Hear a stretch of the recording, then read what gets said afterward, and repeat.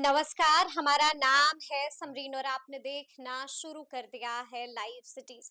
देखिए, लोकसभा चुनाव में हमारा नारा था कि अब की बार 400 पार। लेकिन हम 400 पार तो छोड़िए, 300 पार भी नहीं कर पाए। यानी कि लोगों ने ना तो पीएम मोदी की सुनी और ना ही गृह मंत्री अमित शाह की सुनी। ये बातें हम नहीं कह रहे, बल्कि ये बातें कही हैं उपेंद्र कुशवाहा ने। और उपेंद्र कुशवाहा का एक बार फिर से दर्द छलका है, तो आज हम इसी मुद्दे पर सीधी बातचीत करेंगे आरएलएम के प्रवक्ता राहुल कुमार जी से। सबसे पहले बहुत शुक्रिया बातचीत के लिए। जी, धन्यवाद। जी, सबसे पहले तो राहुल जी, हम आपसे जानना चाहेंगे कि ऐसा प्रतीत हो रहा है, ऐसा लग रहा है कि उपेंद्र कुशवाहा का दर्द जो है वो बार बार छलक जो रहा है। लगता है हार अब तक भूल नहीं पाए हैं उपेंद्र। नहीं, नहीं, हार भूलने की बात नहीं है। हाँ। चीज़ों को गलत दिशा में लेने की कोशिश हो रही है। इसको इस तरह से समझना चाहिए कि माननीय प्रधानमंत्री नरेंद्र मोदी जी हों हम्म। या माननीय मुख्यमंत्री नीतीश कुमार जी हों, हमारे खिलाफ कोई एंटी इनकम्बेंसी नहीं है। हमने 400 का नारा दिया, हम्म। लेकिन कोई तो वजह रही जिसकी वजह से हम 300 तक भी नहीं पहुँच पाए। ये तो फैक्ट है। हम्म। हम तो फैक्ट की बात कर रहे हैं। जी। वो वजह क्या रही? उन वजहों पर हम काम कर रहे हैं। वो वजह ये थी, जो हम लोग समझते हैं, एनडीए के लोग भी समझते हैं, कि कहीं न कहीं एनडीए गठबंधन के जो कार्यकर्ता के स्तर पर जो चीज़ें होनी चाहिए थी, उस दिशा में जो एक सकारात्मक प्रयास होना चाहिए था, वो प्रयास नहीं हुआ। और वो प्रयास अभी हाँ अभी हाँ। की बात मैं कर रहा हूँ कि हमने बिहार में 225 का लक्ष्य रखा कि भई हम 225 नहीं रखा, 2010 में जो एनडीए का आंकड़ा था, उससे हम बेहतर मानते हैं। तो एक टेंटेटिव हम लोग कहने में बोलते हैं कि भाई 2025 में 225। तो हमने 400 की तरह लक्ष्य तो रखा, लेकिन हम वो चूक ना करें, जो चूक हमसे या हमारे लोकसभा नेताओं में से हुई है। लोकसभा में हुई है। हाँ, और जिसकी जैसे वजह से उपेंद्र कुशवाहा को हाँ, हार का बिल्कुल, मजा भी चखना सिर्फ पड़ा। सिर्फ उपेंद्र कुशवाहा जी को ही नहीं, हाँ हाँ। बल्कि शाहाबाद के एक बड़े इलाके में, अगर मैं पटना साहिब मगध का भी बात करूं, जहानाबाद की बात करूं, औरंगाबाद, तो आप देखेंगे कि हम लोगों ने कई सीटों को हम लोगों ने इस गवाई। इलाके में लूज किया। तो यही बात जब उठी थी, जब एनडीए जब बना, लोकसभा चुनाव के बाद जब ये चीजें बात होने लग गई, तो हमारे मुख्यमंत्री जी ने इसीलिए तो कहा कि भाई संगत पंगत जैसा कुछ कार्यक्रम हम लोग को करना चाहिए। हम ऊपर के लोग तो मिल जाते हैं, लेकिन नीचे में वो डायलॉग, वो एक प्रोसेस या एक कहिए कि जो आपस में जो मिलने जुलने का जो एक कल्चर होना चाहिए, वो नहीं डेवलप कर पाता है। तो उसी के लिए एनडीए, देखिए, यानी कि हाथ तो मिल रहे हैं लेकिन दिल नहीं मिल पाता नहीं, है। नहीं, हाँ, बिल्कुल, ये जी। बातें, हाँ। यही बातें होती हैं। तो इसी को दूर करने के लिए अभी एनडीए का जिलावार कार्यकर्ता सम्मेलन चल रहा है। बिल्कुल। और माननीय हमारे नेता, राष्ट्रीय लोक मोर्चा के राष्ट्रीय अध्यक्ष माननीय उपेंद्र कुशवाहा जी ने जो बात कही, वो उसी एक जिलावार जो जिला कार्यकर्ता सम्मेलन जो औरंगाबाद में था, उन्होंने ये बात कही। तो जाहिर-सी बात है कि हम तो उस पर काम कर रहे हैं। तो सर ने जो बात कही, उसके पीछे जो कार्यकर्ताओं को संबोधन किया, बार बार लेकिन उपेंद्र नहीं, कुशवाहा नहीं, जी अपने हार का भी जिक्र करते ही देखिए, रहते हैं। इसको इस दर्द छलक ही जाता देखिए, है ना राहुल आप जी। देखिए, चीज़ों को आप घाव कुरेदने जैसा देख रहे हैं, अच्छा। लेकिन हमारे नेता इस चीज़ को ऐसे समझते हैं, या हम लोग भी, कि हम अपने कार्यकर्ताओं से डायलॉग कर रहे हैं। और हम डायलॉग में ये बात कह रहे हैं कि भाई, आप में से बहुत सारे लोगों ने ये गड़बड़ियाँ की, कि भाई आपसी जो तालमेल होना चाहिए वो नहीं हुआ। तो ये जो कार्यक्रम हो रहा है, हम इसीलिए कर रहे हैं। और जब चीज़ें सही तरीके से डायलॉग होगा, तो निश्चित तौर पर इसका फ़र्क पड़ता है। और अभी 13-14 जिलों में ये कार्यक्रम हो चुका है। बगहा से जो कार्यक्रम शुरू हुआ, और गया में जो अभी दूसरे चरण का 15 जो, जनवरी को हाँ, शुरू हुआ। हाँ, जी। और तीसरे चरण का जो कार्यक्रम है, वो सीमांचल के इलाके में है, जिसमें किशनगंज है, अररिया है, और दूसरा जिला करते-करते वैशाली तीसरे चरण में, लास्ट मधुबनी, दरभंगा, सहरसा और सुपौल, इस तरह से कार्यक्रम है। तो मैं समझता हूँ कि पूरे बिहार के अंदर 22 फरवरी तक ये कार्यक्रम खत्म हो जाएगा। तो एनडीए के इतिहास में मैं, समरीन जी, बहुत एक पॉजिटिव मैं सोचता हूँ इस बात पे, कि जो झटका हमको लगा, हमने समझा, जी ठीक जी है? जी जी। और उस चीज को सीखा, और उस सीख को लेकर के हम गए जनता के बीच में। कैसे गए, आप देख रहे हैं। बिल्कुल। और वहां पे सभी पार्टी के प्रदेश अध्यक्ष जा रहे हैं, और उस संबंधित जिले से जुड़े हुए जो राजनीतिक दल, मतलब हमारा जो पांचों राजनीतिक दल है, अगर वहां का कोई सांसद है, पूर्व विधायक है, राज्यसभा है, वो सभी लोग उस कार्यक्रम में जा रहे हैं। और हर कोई उस डायलॉग आपके साथ बात कर रहा है, तो हम एक प्रयास कर रहे हैं। और एनडीए के इतिहास में 2005 में जब सरकार बनी, उसके पहले के 7-8 साल और अभी तक का जो एक टेन्योर 25 सालों का मैं समझता हूँ, इस 25 साल में हाँ, आज तक एनडीए ने संयुक्त तरीके से नहीं किया, जिलों में कार्यक्रम नहीं किया नहीं था। किया है, तो जी, आप कह रहे हैं दर्द छलकने की बात, अब हाँ, मैं कह रहा हूं कि जो दर्द हुआ वो दर्द आगे नहीं हो, उसका हम प्रिवेंशन के लिए हम ये कार्यक्रम यानी कि कर रहे हैं। दवा अभी से ही हम दे रहे हैं। हाँ, बिल्कुल, दवा बिल्कुल। अभी से ही दे रहे हैं। अच्छा, हम आपसे ये भी जानना चाहते हैं कि बहुत सारी उलझन तो है राहुल जी, जिसको सुलझाने की कोशिश बार बार की जाती है, लेकिन पेच तो एक बार फिर से फंसेगा, और पेच फंसेगा सीट शेयरिंग में। आपने देखा था कि कुछ दिनों पहले जीतन राम मांझी ने भी सीटों की डिमांड कर दी थी। चिराग पासवान की पार्टी भी दबे अल्फाज में कई बार जिक्र कर चुकी है कि कितनी सीटें चाहती है। सीधा सवाल है मेरा आपसे कि इस बार विधानसभा चुनाव में आरएलएम को कितनी सीटें चाहिए? देखिए, आरएलएम को कितनी सीटें चाहिए हम्म, ये तो आने वाले दिनों में हमारे नेता माननीय उपेंद्र कुशवाहा जी बता देंगे। हम्म, लेकिन पेच की बात पर मैं बोलूंगा हाँ, कि आपने कहा पेच फंसेगा। फंसेगा। एनडीए में भी पेच फंसा था लोकसभा चुनाव में। अभी फिर फंसा मांझी जी का सुन बयान। तो लीजिए। जी, सभी लोगों ने कहा कि भाई हमको इतनी सीटें चाहिए, हाँ, और जो सीटें फाइनली मिली, लड़े, हम्म, उसमें हमारे नेता हार गए। ठीक है, बिल्कुल हमको बिल्कुल, एक ही हाँ, सीट मिला, हम फिर भी हार गए। हम्म, क्या हम एनडीए से बाहर हैं? नहीं है। हम्म, सब लोगों ने समझा कि माननीय उपेंद्र कुशवाहा हमारे गठबंधन की जरूरत है। हम्म, तो जो राज्यसभा की सीट खाली हुई उसमें उनको ले जाया गया। दूसरी बात कि हम बार बार ये बात कर रहे हैं कि अगर पेच होता हम्म, तो हम दूसरे विकल्पों पर भी काम कर रहे होते, लेकिन हम क्या कर रहे हैं, जी, हम जो जिला में कार्यकर्ता सम्मेलन चल रहा है हम्म, उसमें मांझी जी भी जाएंगे, उसमें कुशवाहा जी भी जाएंगे, गए, हम्म, और संजय जायसवाल जी भी गए, और दूसरे सांसद लोग भी जा रहे हैं। तो मैं नहीं समझता हूं कि कोई पेच जैसी बात है। हाँ, इच्छा आकांक्षा हर किसी की होती है कि भाई हम हम्म। ज्यादा से ज्यादा सीटों तो पर लड़े। कितनी इच्छा है आरएलएम की, कितनी इच्छा है उपेंद्र मुझे कुशवाहा लगता है की? कि अभी ये बहुत प्री मैच्योर टाइम है, इसलिए अच्छा, मैं कह रहा हूँ कि चुनाव। मांझी जी ने तो कह दिया कि ठीक है। कार्यकर्ताओं की इच्छा है 40, हम कह रहे हैं 20। चिराग पासवान के भी जीजा हैं, अब तो सांसद है अरुण भारती, उन्होंने भी कह दिया कि हमारे 5 सांसद बन गए, अब हम 50 विधायक बनाएंगे। देखिए, तो आरएलएम क्या बनाएगा? कहीं आप लोग बहुत पीछे ना ढिला जाए। नहीं नहीं, इससे पीछे धकला जाने की कोई बात नहीं है। हाँ, देखिए, कई कॉर्नर पे बातचीत होती है, हम्म, और हमारी पार्टी की जो भी समझ होगी कि हमको जिन सीटों पर लड़ना चाहिए, हम्म, वो जो हमारे नेता ने जो ये कहा है, सबको कहा गया है सभी जिलों में कि जो लोग भी संभावित उम्मीदवार मानते हैं अपने को हम्म, और समझते हैं, तो वो अपने यहाँ बूथवार तरीके से कार्यक्रम की तैयारी करिए।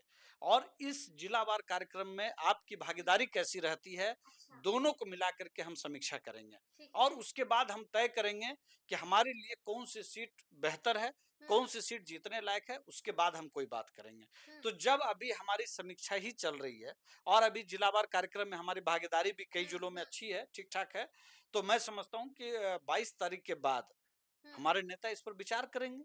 अब तो सभी जगह पे कार्यक्रम हो रहा है, हमारे बिल्कुल नेता हो भी रहा है, जा रहे हैं। जी जी तो जी। और लेकिन ये बात मैं कहूंगा हम्म, कि एक सम्मानजनक स्थिति होती है हम्म, हर पार्टी के लिए, मांझी जी के लिए भी, माननीय उपेंद्र कुशवाहा जी के लिए भी, हम्म, चिराग पासवान जी के लिए भी, और बीजेपी और जदयू बड़ी पार्टी है, निश्चित तौर पर हम्म। उनको सैक्रिफाइस करना होगा। लेकिन सैक्रिफाइस करना हाँ, होगा, बलिदान देना होगा। बिल्कुल। और ये सैक्रिफाइस क्यों? अच्छा, सैक्रिफाइस इसलिए हाँ, हाँ, क्योंकि हम सभी जो गठबंधन के लोग हैं, हुँ, हर कोई सैक्रिफाइस करता है। ऐसा नहीं है कि उपेंद्र कुशवाहा जी को अगर एक लोकसभा सीट मिला हुँ, तो हुँ, वो सैक्रिफाइस नहीं किए। अगर मांझी जी ने अगर एक सीट पे सहमति दी तो उन्होंने सैक्रिफाइस नहीं किया। हुँ, बड़े दल से हम ये अपेक्षा इसलिए करते हैं हुँ, क्योंकि उनके पास संभावनाओं की बात ज्यादा होती है। हुँ, हमारे पास सीमित संभावनाएं होती हैं। बिल्कुल, इसलिए हम निश्चित तौर पर चाहेंगे कि हुँ, जो छोटे दल हैं उनके सम्मान की भी रक्षा हो, ताकि उनसे जो जुड़े हुए कार्यकर्ता हैं हुँ, हुँ, वो एनडीए को अपना घर समझते हैं, तो उनको भी सम्मान का अधिकार और हक है। हुँ, ये हुँ, बात बड़े दल को समझना पड़ेगा।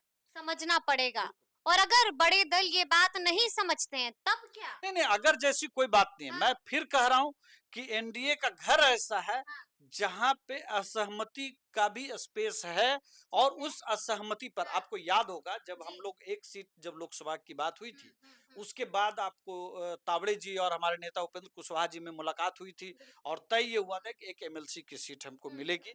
हम वो सीट लूज कर गए, उस एमएलसी की सीट को कन्वर्ट किया गया राज्यसभा सीट में। ठीक है, बिल्कुल तो ठीक। कहने का मतलब है कि वो बात आप ही के एक नेता ने ट्वीट ठीक भी है, कर दिया था उसको। ठीक है, अब जी। किन्होंने किया उसको हाँ, छोड़ दीजिए हाँ, फिलहाल। हाँ। हम ये कह रहे हैं कि एनडीए ने समझा कि भाई बातचीत के हिसाब से एक लोकसभा था और एक विधान परिषद की जो सीट खाली हुई थी वो थी, जी, जी। लेकिन उसको कन्वर्ट किया गया अगर राज्यसभा में। तो ये समझ बहुत पक्की है ना कि एनडीए का हर साथी जरूरी है, हुँ। इसलिए किसी की अनदेखी नहीं नहीं होगी। नहीं बिल्कुल नहीं होगी, बिल्कुल नहीं बिल्कुल होगी। नहीं होगी। अच्छा राहुल एक लेकिन बात मैं अपनी बताइए बात जी। इसलिए आपके माध्यम से हाँ, मैं हाँ। कह रहा हूँ क्योंकि आपने सवाल पूछा इसलिए मैं कह रहा हूँ। हाँ, अगर मैं चुप हो जाऊं तो आप कहेंगे आप चुप हो गए। हाँ, ठीक बिल्कुल, है, बिल्कुल। लेकिन आपके माध्यम से मैं अपने हुँ, जो गठबंधन दल के जो लोग हैं उन तक ये बात मैं जरूर कहूंगा कि जो छोटे दल के लोग हैं हुँ, उनकी भावनाओं का ख्याल रखना भी जरूरी है। शाहबाद का जो रिजल्ट है हुँ। उसको भी जरूर समझना चाहिए इस एंगल से भी। चलिए ठीक है, लेकिन आपसे हम ये भी जानना चाहेंगे राहुल आप युवा हैं, आप युवा तो हैं लेकिन बीपीएससी अभ्यर्थियों का दर्द नहीं समझ रहे हैं आप। देखिए, मुझे लगता है कि बीपीएससी अभ्यर्थियों के दर्द को हाँ, ज़्यादा हाँ। ठीक से समझने के लिए हाँ, हाँ। इस सरकार ने जो प्रयास कर सकना संभव था, हाँ। वो सब कुछ किया गया। कहाँ प्रयास हुआ? पूरी बात एक मुलाकात भी पूरी तो मुमकिन पूरी हो बात ना सकी। देखिए, जी। आपको लग रहा है कि हर बात के लिए मुख्यमंत्री जी मिलेंगे तभी हाँ, मुलाकात मानी जाएगी। हाँ, हाँ। लेकिन मैं फिर कह रहा हूँ, मैंने पहले भी आपको कहा कि जो परिस्थिति थी उसमें उस सेंटर का हुँ, एग्जाम दोबारा कराया गया और पहले से ज्यादा बच्चों ने उसमें भागीदारी की। हुँ, अब पीटी का रिजल्ट आ चुका है और कोर्ट में विचाराधीन है मामला। हुँ, मुझे लगता है कि कोर्ट के फैसले का इंतजार करना चाहिए हुँ, और मैं बच्चों से कहूंगा कि आप जो आपकी कीमत पर हुँ। सत्ता तक पहुंचने की कवायद में जुटे हैं, अच्छा। इन बहरूपियों से बचिए हाँ। और अपने मेंस एग्जाम्स की तैयारी करिए। इशारा किधर, किधर, किधर है? नहीं, मुझे इशारा करने हैं? की जरूरत नहीं है। इधर है कि उधर है? देखिए, किधर है? मुझे इशारा करने की जरूरत नहीं, हाँ। बच्चों ने ही समझा हुँ, कि कैसे उनको पिटाई खाने के लिए छोड़ दिया गया, हुँ, हुँ। कैसे उनको कंबल दे करके आंदोलन खरीदने की कोशिश हुई। प्रशांत ठीक किशोर, है, वो सुन लीजिए, कटघरे में सुन खड़ा कर लीजिए, रहे हैं आप। कैसे हाँ। तेजस्वी जी ने भी इसको अपने हित में भुनाने की कोशिश की। अच्छा, जी। ये देखिए, मैं पूरे विपक्ष की बात में कर रहा हूँ, मैं हुँ, एक की हुँ, बात में हुँ, नहीं कर रहा हूँ। मैं एक ही बात समझता हूँ हुँ, कि बिहार का युवा सजग और सतर्क है। आप बताइए कि पिछले 1 साल में या 2 साल की हुँ, मैं हुँ, बात करूं, तकरीबन 9 लाख से ज्यादा लोगों को अलग अलग में नौकरियां हुँ, मिली हैं हुँ, और अगले कुछ दिनों में जो एक टारगेट रखा गया है कि 2.25 लाख 3 लाख और नौकरी हम लोग सरकारी नौकरी देंगे। हुँ, हुँ। ये सारी कवायद इसलिए होती है ताकि जो एक बच्चों के लिए जो माहौल बिहार के अंदर है देने का, बिल्कुल, जी, जी। ठीक है, हाँ। उसको हम दे पाए। हुँ, अब बहुत सारे लोग अलग अलग तरह का सवाल खड़ा करते हैं, कहते हैं सीटें बिक गई। हुँ। प्रशांत किशोर जी कंट्राडिक्टरी बातचीत करते हैं, वो कहते अच्छा, हैं, हाँ, अभी आपसे ही बातचीत या हाँ, किन्हीं हाँ। से बातचीत में हुँ, कहा कि हर सीट का दाम लग गया है। हुँ, अगर कल री एग्जाम भी हो गया हुँ। तो सीट तो पहले ही बिक चुका है, अच्छा, ये उन्होंने कहा। जी। अब आप मुझे बताइए कितना कंट्राडिक्टरी, आप कह रहे हैं री एग्जाम कराइए, हुँ, अब फिर चूंकि री एग्जाम में भी सारी चीजें ठीक से हो जाएंगी, हुँ, अगर हुआ हुँ, हुँ, तो फिर आप उसको खारिज कैसे कर पाएंगे? तो फिर आप कह रहे हैं कि भाई सारी सीटें बिक गई है। हुँ, तो भाई या तो आप सिक्के के इस तरफ रहिए या सिक्के के उस तरफ हुँ, रहिए, हुँ। चट भी मेरी पट भी मेरी, ये तो भाई अच्छा आप देखिए, ये बता मौका दीजिए परस्त आप बता राजनीति दीजिए। करने वाले जो जी, लोग हाँ, होते हैं हाँ, ना, ये ही हुँ। उस तरह की बात करते हैं। ठीक है, लेकिन हम राहुल जी से जानना चाहेंगे री एग्ज़ाम वाली जो डिमांड है, वो जायज़ है कि नाजायज़ है, वो क्या है राहुल? जो जायज है वो हो चुका है। अच्छा, यानी कि री एग्ज़ाम नाजायज़ है। देखिए, जो सेंटर पे हुआ प्रॉब्लम, हाँ, उस सेंटर का री एग्जाम हो चुका है। हाँ, ठीक है, हाँ, पीटी का रिजल्ट आ चुका है। हाँ, मैं आपके माध्यम से, आप हुँ, के माध्यम से मैं ये बात फिर से मैं कह रहा हूँ कि बहरूपीय नेताओं से बचिए हुँ। और अपने मेंस पर पूरा फोकस यानी करिए। कि री एग्ज़ाम नहीं होगा, परीक्षा पूरी तरह से रद्द नहीं होगी। नहीं, वो तो हो चुका जो होना है, बाकी कोर्ट के अच्छा, फैसले का इंतजार करिए। बाकी और कोर्ट कोर्ट का के फैसला फैसले मैं का आपको इंतज़ार ये तो कीजिए। नहीं कह सकता कि मैं हाँ, कोर्ट हूँ, हाँ, लेकिन मुझे पूरा विश्वास है हाँ। कि कोर्ट का फैसला बच्चों के हित में होगा, बिहार सरकार के हित में होगा। कि इस बजट को राहुल कैसे देखते हैं? एक बार फिर से ठग दिया गया। देखिए, बिहार के बजट के संदर्भ में आप पूछ रही हैं हाँ, या हाँ। केंद्र के बजट के संदर्भ में पूछ रहे हैं? पहले आप सवाल नहीं, स्पेसिफिक कर लीजिए, बिहार बिहार तो मैं के आपको बजट बताता हूँ। बिहार के बजट के देखिए, संदर्भ में मेरा स्पष्ट सवाल है। देखिए हाँ, समरीन जी, पहले बिहार को समझने की हुँ, जरूरत है। बिहार एक दौर में हम्म, कहते हैं ना कि रोटी कपड़ा मकान पहले मायने रखता था, हम्म, अब वहां से चीजें आगे बढ़ चुकी हैं, अब लग्जरी भी मायने रखती है। ठीक है। उसी तरह से बिहार के अंदर पहले सड़क, बिजली और पानी की जरूरत महसूस होती थी। हम्म, अब हम उस गड्ढे को भर चुके हैं। अब वहां पे बहुत काम हो चुका है और आने वाले दिनों में एक प्रोसेस में होता रहेगा।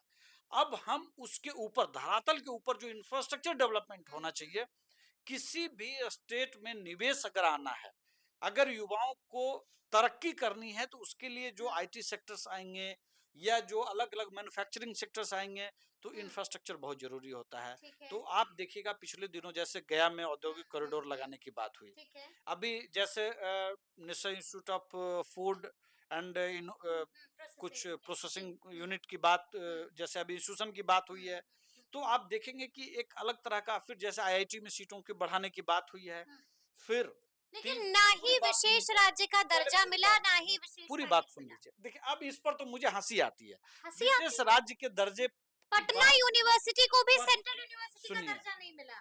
सुनिए, अब भी हंसी आएगी। नहीं नहीं सुन लीजिए, हाँ। विशेष राज्य के दर्जे की बात हाँ। अगर वो सिर्फ लिखा जाए या हम्म, काम होना जरूरी है। पिछले बजट को हम्म, इसी इंडी गठबंधन के लोगों ने, चाहे हम्म, कांग्रेस हो चाहे आरजेडी हो, उन तमाम लोगों ने कहा, इसकी आलोचना में इंडी गठबंधन के लोगों ने कहा कि ये बिहार का बजट है। हम्म, ठीक है, और इस बार भी मैं ट्वीट आपको दिखा सकता हूं, कांग्रेस के ट्विटर हैंडलर, कांग्रेस के जो ऑफिशियल पेज है ट्विटर का, उसमें बिहार की आलोचना में लिखा गया है कि ये बजट बिहार का है। जयराम रमेश बड़े नेता हैं कांग्रेस के, उन्होंने ट्वीट करके कहा कि ये बजट बिहार का है। ठीक है, कांग्रेस ने अपने ट्वीट में सिर्फ तेलंगाना का जिक्र किया। तेलंगाना को क्यों नहीं मिला? भाई सभी राज्यों को मिला, कुछ न कुछ सभी राज्यों को मिला। मनीष तिवारी कांग्रेस के बड़े नेता हैं, उन्होंने कहा कि ये सिर्फ बिहार का बजट है। सागरिका घोष तृणमूल कांग्रेस की सांसद हैं, उन्होंने बिहार बिहार बिहार पता नहीं क्या नहीं लिखा। तो बिहार की आलोचना में जो लोग लिख रहे हैं, उनसे आरजेडी को पूछना चाहिए कि भाई बिहार को ऐसा क्या मिला जिसके लिए तुम बिहार की आलोचना कर रहे हो? जी। इसका मतलब ये है, मैं तो कुछ आगे भी साजिश देख रहा हूँ कि क्या कांग्रेस आरजेडी के भट्टा बैठाने पर लगी हुई है। बड़ी बात कह रहे हैं आप। बिल्कुल, पहले राहुल गांधी जी आए बिहार में तो उन्होंने कहा कि जाति जनगणना गलत है। तब जब वो आरजेडी और नीतीश कुमार जी की सरकार थी, उस समय एनडीए का समर्थन था उस जाति गणना को, लेकिन राहुल गांधी ने क्या कहा, यहाँ आकर के उसको गलत कहा। किसको गलत कहा? तेजस्वी जी को गलत कहा। ठीक है, अब जब बिहार की बात हुई तो पूरे कांग्रेस एकदम पीछे पड़ गई बिहार के। ये कौन सी कांग्रेस है? ये समझना पड़ेगा। ये फ्रेट इक्वलाइजेशन लागू करके बिहार को बर्बाद करने वाली कांग्रेस है। और आज जब एनडीए में डबल इंजन की सरकार बिहार को कुछ देने की कोशिश कर रही है, तो वही फ्रेट इक्वलाइजेशन ला करके, रेल भाड़ा समानीकरण ला करके बिहार को बर्बाद करने वाली कांग्रेस को दर्द हो रहा है, पच नहीं रहा है। बिल्कुल पच नहीं रहा। अच्छा चलिए, एक आखिरी सवाल, अंतिम सवाल है मेरा आपसे कि मुख्यमंत्री नीतीश कुमार की तबीयत कैसी है? वीडियो जो वायरल हुआ वो तो आपने भी देखा होगा, सब फिट है ना? समरीन जी, मैं बहुत छोटी बात कहूंगा कि दिन भर में आप 100-200 किलोमीटर आप ट्रेवल करती होंगी अलग अलग रिपोर्ट के लिए। आपकी उम्र जो हो, निश्चित तौर पर आपसे लगभग 2.25 गुना तो जरूर उम्र होगी माननीय मुख्यमंत्री जी की।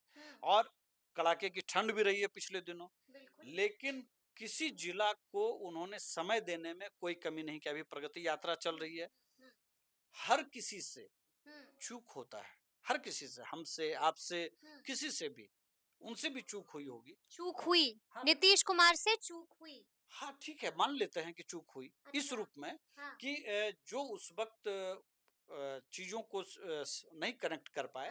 तो मुझे लगता है कि इसको लेकर के जिस तरह से चीजें बताई जा रही है कि कितने ठीक हैं, बीमार है, अरे भाई अगर बीमार है तो 15 से 20 जिला तो छोड़ दी, मुझे लगता है लगभग 30 जिला तो वो घूम चुके हैं बिहार के। और हर जिले में जाकर के प्रगति यात्रा में एक एक योजना की उन्होंने समीक्षा की। वहां बिहार को, उस जिले को क्या क्या पर्टिकुलर उस जिले को योजना चाहिए वो उन्होंने दिया। फिर वहां से लौटने के बाद कैबिनेट में उन सभी योजनाओं को लेकर के प्रस्ताव लाया, उसको कैबिनेट से पास किया, फिर उस पर काम हो रहा है। हर बिहार के लगभग जिलों को उन्होंने तय किया है कि मेडिकल कॉलेज देंगे। देखिए केंद्र सरकार भी मेडिकल की सीटों को बढ़ा रही है, आईआईटी की सीटों को बढ़ा रही है। तो ये जो संभावनाएं हैं बिहार को लेकर के, तो मैं कह रहा हूं कि आप बीमार घोषित करने पर लगे हैं।